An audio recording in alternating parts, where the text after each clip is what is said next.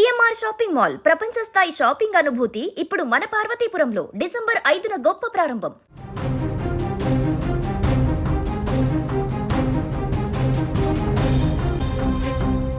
చక్కగా చదువుకుని ప్రయోజకురాలు అవుతుందనుకున్న కూతురు కాటికెగిరింది. 17 ఏళ్ల వయసులో పుస్తకాలు పట్టాల్సిన చేతులు ఉరితాడును పట్టుకున్నాయి. ఆకతాయి వేధింపులు ఒకవైపు, పోలీసుల నిర్లక్ష్యం మరోవైపు వెరసి ఒక నిండు ప్రాణం అనంత వాయువుల్లో కలిసిపోయింది. శ్రీ సత్యసాయి జిల్లాలో జరిగిన ఈ ఘోరం ప్రతి తల్లిదండ్రులను కూడా కంటతడి పెట్టిస్తోంది. చెన్నై కొత్తపల్లి మండలానికి చెందిన స్పందన ధర్మవరంలో ఇంటర్ సెకండ్ ఇయర్ చదువుతుంది. రోజులాగే కాలేజ్కి బస్సులో వెళ్తూ ఉండగా అదే మండలానికి చెందిన ఒక విద్యార్థి ఆమె పట్ల అసభ్యకరంగా ప్రవర్తించాడు. ఎందుకు ఇలా చేస్తున్నావు అని ధైర్యంగా ప్రశ్నించినందుకు బస్సులోనే విచక్షణరహితంగా దాడి చేశాడు. అందరి ముందు జరిగిన ఈ అవమానాన్ని ఆమె తట్టుకోలేకపోయింది. దాడి జరిగిన వెంటనే న్యాయం కోసం స్పందన ధర్మవరం పోలీస్ స్టేషన్కు వెళ్ళింది. కానీ పోలీసులు తక్షణమే స్పందించలేదు. ఇది మా పరిధి కాదు, చెన్నై కొత్తపల్లి వెళ్లి ఫిర్యాదు చేయండి అని ఉచిత సలహా ఇచ్చి పంపించేశారని కుటుంబ సభ్యులు ఆరోపిస్తూ ఉన్నారు. తండ్రితో కలిసి సొంతూరు స్టేషన్కు వెళ్లి ఫిర్యాదు చేసింది. కానీ అప్పటికే ఆమె మనసు ముక్కలైపోయింది. తీవ్ర మనస్తాపంతో అదే రోజు ఇంట్లో ఊరు వేసుకుంది. గత 8 రోజులుగా అనంతపురం ప్రభుత్వ ఆసుపత్రిలో మృత్యువుతో పోరాడిన స్పందన చివరకు ఓడిపోయింది. బుధవారం సాయంత్రం కన్నుమూసింది.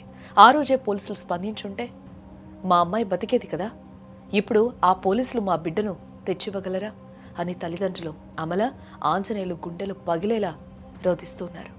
పిల్లోడు వంశీకృష్ణ అనే పిల్లోడు బస్సు ఎక్కుతా ఉంటే ఇట్లా పట్టుకొని ఎక్కుతా అంటే పట్టి ఏదో మీద చేసి నూకినాడు. దీనికి ఏటిగా నూకినవరా నన్ను అని నా కూతురు అడిగిన దానికి కొట్టినాడు.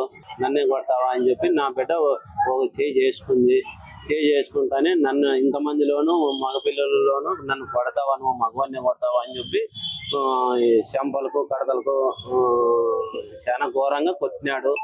ఆ బాబా చాలా ఇదైపోయింది. ధర్మవరము సాయి కృపదానికి చదువుకుండేకి అట్టే పోయింది బస్సులోనే. అదే బస్సులో నేను మళ్ళా ఆడ దిగిన తర్వాత కూడా మళ్ళా కొట్టినాడంట. ఆ పిల్లోడు కొట్టినాడు. నా చేత కాదు, నాకు తలకాయ అంతా మాయిందంతా చెడిపోయింది, నేను కేసు పెడతానా, నా చేత కాదు అనింది. అంటే పోయి పెట్టుకోమన్నాను. నేను ధర్మారంలో జరిగిందేమో అనుకున్నాను. జరిగిందంట చెన్నై కొత్తపల్లిలోనూ జరిగింది. టౌన్ పోలీస్ స్టేషన్ పోతే ఆ సార్ వాళ్ళు అనుకొని, అమ్మ మాకు మీ పరిణితిలోకి రాదు, చెన్నై కొత్తపల్లి వెళ్ళదు, ఆడ ఎస్ఐకు కంప్లైంట్ ఇవ్వకూడదు అని చెప్పి పంపించినాడు. అటు నుండి వచ్చే తల్లికే కొంత లేట్ అయింది. నా కూతురు, నా చిన్న కూతురు, నా పెద్ద కూతురు వాటికి చేరినారు. సారు నేను పిలిపించి దండిస్తానమ్మా, మీ పెద్దలు ఎవరన్నా ఉంటే రమ్మను అంటే మా డాడీ వస్తాను. ప్రభుత్వం నుండి ఆర్థిక సహాయం ఏమన్నా కానీ కోరాలా. నాకు 2 కూతుర్లు, ఒక కొడుకు. కాలేజీకి పోయేటప్పుడు బస్సు ఎక్కేటప్పుడు వాడు చేయబట్టుకొని లాగినాడు సార్. వాడు లాగిన తర్వాత నా కూతురు ఒక ఏడు కొట్టింది. వాడిని కొట్టిన తర్వాత నువ్వే కొడతావా అని వాడు మళ్ళీ ఇష్టం వచ్చినట్లా కొట్టినాడు సార్. వాడు కొట్టిన తర్వాత బాబు నాకు అవమానం జరిగిందని ఇంటికి వచ్చి ఊరు వేసుకుంది సార్ నా కూతురు. పోలీసులకి కంప్లైంట్ ఇచ్చేయకపోతే మీరు చదువుకున్న పిల్లలమ్మా అని చెప్పినారు సార్. వాళ్ళు పిలిపిస్తే దండిస్తాము అన్నారు. వాళ్ళు ఏం చేయడం లేదు సార్. వాళ్ళు వంశీ సార్ నిన్న ఇచ్చొచ్చినాం సార్. మేము పాప ఇంటికి వచ్చి ఏమి చెప్పలేదు సార్. నా సన్న కూతురు చెప్పిస్తారా పాప.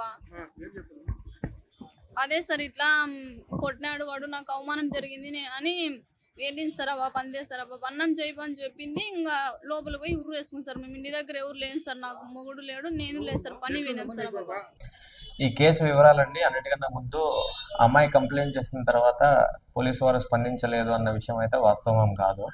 మీకు విత్ ప్రూఫ్స్ కూడా నేను రికార్డ్ సబ్మిట్ చేయగలను. ఈ అమ్మాయిని 25th ఈవినింగ్ అబ్బాయి వెర్బల్గా హెరాస్ చేస్తాడు. 26th అంటే 26వ తారీఖు పొద్దున్న కూడా సేమ్ బస్సులో వెళ్తున్నప్పుడు అసభ్యకరమైన చేష్టలు చేస్తే ఈ అమ్మాయి ఆ అబ్బాయిని అడ్డుకుంటుంది. అడ్డుకున్నప్పుడు ఈ అమ్మాయి ఒక దెబ్బ కొడుతుంది ఆ పిల్లోడిని.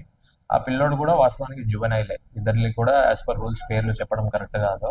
సో ఆ పిల్లోడు మోచేత్తో అమ్మాయిని పుష్ చేస్తాడు. పుష్ చేసిన తర్వాత కండక్టర్ గారు అది విషయాన్ని సర్ది చెప్తారు. ఇది సుమారు 8 o'clock ఆ టైంలో జరుగుతుంది. అంటే సీకపల్లి స్టేషన్ సంబంధించిన ఇష్యూ కాబట్టి మా అమ్మాయిని పంపించండి సార్ అంటే వెంటనే ఒక కానిస్టేబుల్ వెళ్ళి ఆ అమ్మాయిని తీసుకెళ్లి బస్ ఎక్కించి పంపిస్తారు. Within 1 hour they reach Seekapalli station. Seekapalli station reach అయ్యారు. అరౌండ్ 9:30 కల్లా రీచ్ అయ్యారు. రీచ్ అయిన వెంటనే కంప్లైంట్ తీసుకుంటాము. తీసుకున్న తర్వాత ఆ అబ్బాయిని కూడా అవతల వ్యక్తిని కూడా పిలిపిస్తాము. యాజ్ పర్ రూల్స్ ఫస్ట్ ఇంటికి తీసుకెళ్ళండి అన్నట్టు చెప్పినాము. అప్పటికే కేసు తీసుకున్నాము, కేసు రిజిస్టర్ చేసాము. ఆ రోజే 26వ తారీఖునే case section 11 and 12 of POCSO act కింద మేము రిజిస్టర్ చేయడం జరిగింది. బట్ ఆ అమ్మాయిని తీసుకెళ్లేటప్పుడు కొంచెం మృదు స్వభావి అవ్వటం వల్ల షీ హాజ్ కమిట్మెంట్ చేసుకున్నప్పుడు కూడా వాళ్ళ చెల్లెళ్ళు అరిస్తే మనకి ఇంటిమేషన్ వస్తే మనకు తెలిసిన వాళ్ళు ఒక ట్రాన్స్కో కానిస్టేబుల్కి ఇంటిమేట్ చేస్తే అతను పోయి ఆ అమ్మాయిని దించడంలో హెల్ప్ చేస్తున్నాడు. సో ఇక్కడెక్కడా కూడా పోలీసు కేసు కట్టము అని చెప్పింది లేదు, వాళ్ళకి ఎగెన్స్ట్ గా బిహేవ్ చేసింది ఏం లేదు. బట్ యాజ్ పర్ రూల్స్ మేము చేసాము. దానివల్ల ఫస్ట్ డే సెకండ్ డే కూడా ఏం జరగలేదు. ఈ రోజు మరి సడన్ గా వార్తల్లో ఇట్లా రావడం అన్నది కొంచెం ఆశ్చర్యకరంగానే ఉంది. బట్ దిస్ ఇస్ మరో స్పందన బలి కాకూడదంటే ఆడపిల్లలకు రక్షణ అంటే కేవలం చట్టాల్లో కాదు చేతల్లో చూపించాలనే డిమాండ్లు కూడా ప్రస్తుతం వ్యక్తమవుతూ ఉన్నాయి.